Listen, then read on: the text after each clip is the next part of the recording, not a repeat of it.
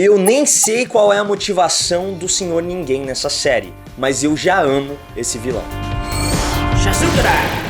Como se a estreia já não tivesse sido bizarra o suficiente, o segundo episódio de Patrulha do Destino deixa as coisas ainda mais sem noção, com direito a uma viagem pela goela de um burrico e uma barata profeta dos fins dos tempos. Mas antes de partir para nossa análise com spoilers do segundo episódio de Patrulha do Destino, vou pedir para você descer aqui, se inscrever no canal e clicar no sininho para ativar as notificações e não perder mais nenhum vídeo da Legião dos Heróis. Isso porque toda segunda-feira tem análise de Patrulha do Destino aqui. Então se você tá acompanhando essa nossa saga, já desce aqui e deixa o like também. Mas antes de falar do episódio propriamente dito, eu acho que é legal a gente falar do recap, que é aquele resumozinho antes do episódio que existe em várias séries. Na Patrulha do Destino também é o Senhor Ninguém que faz o recap, faz a narração dos eventos que aconteceram no episódio anterior, o que é sensacional, porque ele tá lá com a mesma ironia, com o mesmo senso de humor, com a mesma falta de saco pra narrar o que tá acontecendo, o que é mais uma coisa única da Patrulha do Destino, porque por mais que a gente tenha outros recaps em outras séries em que talvez seja diferente, talvez tenha um personagem narrando o que aconteceu,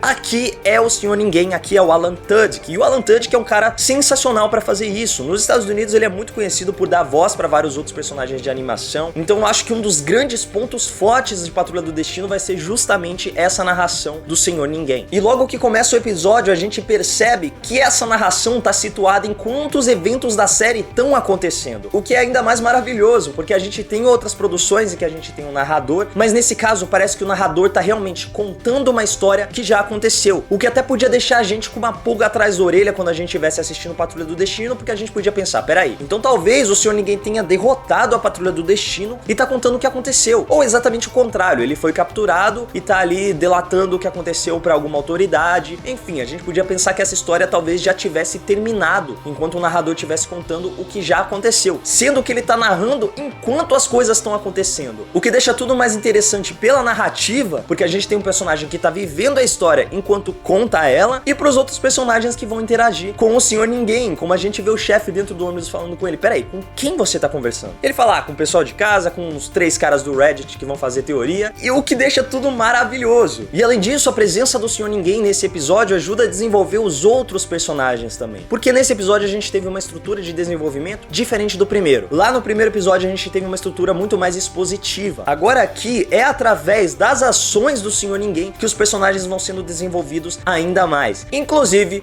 o Cyborg, que finalmente foi apresentado nesse universo das séries da DC Universe. Muita gente esperava que ele fosse apresentado nos Titãs, acontece que ele veio parar na Patrulha do Destino. Vamos ver se no futuro ele vai aparecer em Titãs, apesar de que tem algumas controvérsias aí, a gente não sabe muito bem onde essa série tá situada, se ela tá no mesmo universo de Titãs, se é um universo à parte. No final do vídeo vamos conversar um pouquinho sobre isso. Mas eu gostei muito do modo como o Cyborg foi apresentado, porque ele não é um membro fundador da Liga da Justiça, ele não é um personagem que já tá consolidado com a sua imagem de herói, ele ainda é um personagem em formação, mas ele já tá estabelecido como Cyborg, o que eu achei muito legal, apesar da gente ver a origem dele com o Senhor Ninguém. Então eu achei isso muito legal. O Senhor Ninguém ajudou a expandir um pouco mais o entendimento do passado desses personagens. Por mais que a gente já tivesse visto a Rita e o Larry sendo desenvolvidos, sendo apresentados lá no começo, aqui a gente tem um contexto maior de desenvolvimento dos personagens, e é assim que a gente vê a origem do Cyborg. Mas eu achei muito legal eles já terem mostrado primeiro o personagem já consolidado, já combatendo o crime, tentando entrar pra Liga da Justiça, então mais uma vez mostrando que faz parte de um universo muito maior. Inclusive o Cyborg traz diversas referências, fala da Argus, fala dos laboratórios Star, fala do Flash, fala da Liga, e mostra que por mais que o Cyborg tenha o seu desenvolvimento, ele ainda tá tentando chegar a algum lugar, por mais que não possa ser algo que vem de dentro dele. Tem umas interações um pouco estranhas ali entre o Cyborg e o pai dele, entre o Cyborg e o chefe. Então, ao que parece, o chefe ajudou um pouco na construção do Cyborg, né? O que muita gente estava em dúvida, porque a história do Cyborg é justamente ter sido reconstruído pelo próprio pai, e muita gente estava com medo de que o chefe fosse reconstruir o Cyborg, mas aqui talvez ele tenha agido como uma espécie de guia, talvez ele tenha até ajudado o Silas a reconstruir o Victor, e ele funciona ali como uma segunda figura paterna pro Victor, talvez como uma figura mais terna, porque o pai dele cobra muito, exige muito do Cyborg, cobrando quase uma justiça, uma vingança ao que aconteceu. Ah, você explodiu o laboratório, você matou a sua mãe, então agora você tem que se redimir, você tem que provar que você não é ruim. Ou talvez é isso que o pai dele quer que a gente pense, porque foi uma das coisas que o Senhor Ninguém trouxe pra série. O Senhor Ninguém explorou os lados ocultos dentro das mentes desses personagens. Então ele revisitou um trauma da Rita, ele revisitou um momento marcante pro Larry, e quando ele tentou fazer a mesma coisa pro Cyborg, o Cyborg falou, você nunca vai conseguir me atingir com isso, porque eu revivo esse pesadelo todo dia. E o Senhor Ninguém fala, peraí, mas isso aqui é uma memória implantada, então talvez você reviva isso porque o seu pai quer que você reviva. E quando ele usa as mesmas palavras que ele vê no sonho, ou naquela alucinação na mente dele, quando o pai dele fala as mesmas palavras, o Cyborg já fica, peraí, meu irmão, tem alguma coisa bizarra aí, do mesmo jeito que a gente também fica com essa pulga atrás da orelha. Então é isso que eu tô achando sensacional. O Senhor Ninguém, além de ser o vilão, que a gente ainda não entende o que tá acontecendo,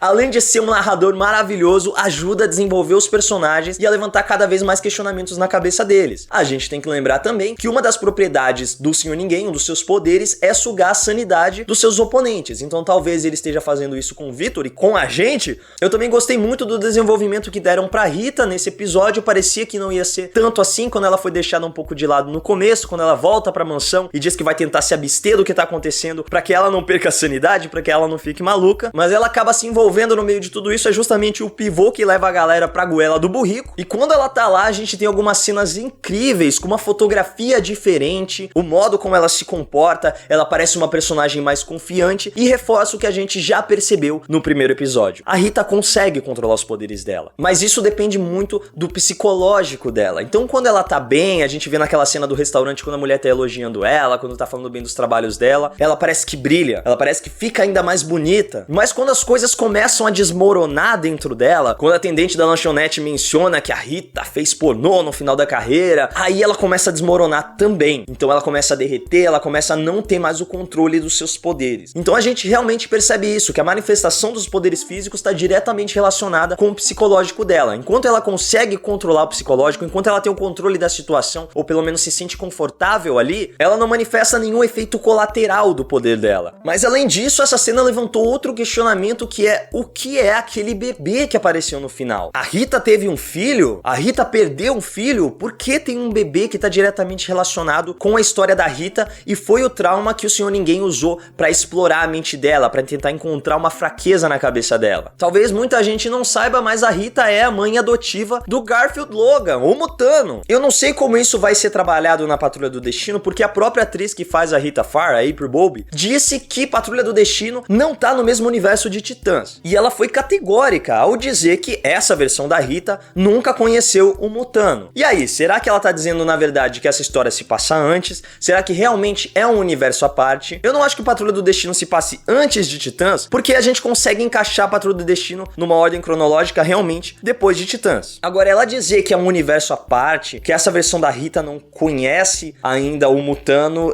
deixa tudo um pouco mais confuso. Eu realmente não sei se ela estava se referindo a outras questões, não propriamente dito com linha do tempo, mas ela foi categórica em falar que isso aqui é um novo começo para Patrulha do Destino, é totalmente à parte. A gente testou lá nos Titãs, mas agora a gente tem o nosso próprio universo. Eu não vou questionar a atriz porque ela tá lá, ela sabe o que ela tá falando, mas eu espero que realmente não seja isso. Eu espero que Patrulha do Destino e Titãs estejam no mesmo universo, ou que talvez por alguma ação do Senhor Ninguém, que tá em diferentes dimensões, algumas coisas que eles façam, eles acabem se jogando naquele mesmo universo de alguma maneira, porque eu realmente quero que os personagens se encontrem no futuro. Mas e aí, essa criança? Quem vocês acham que é? Comenta aí, porque eu não faço ideia de quem pode ser esse bebê da Rita Farr.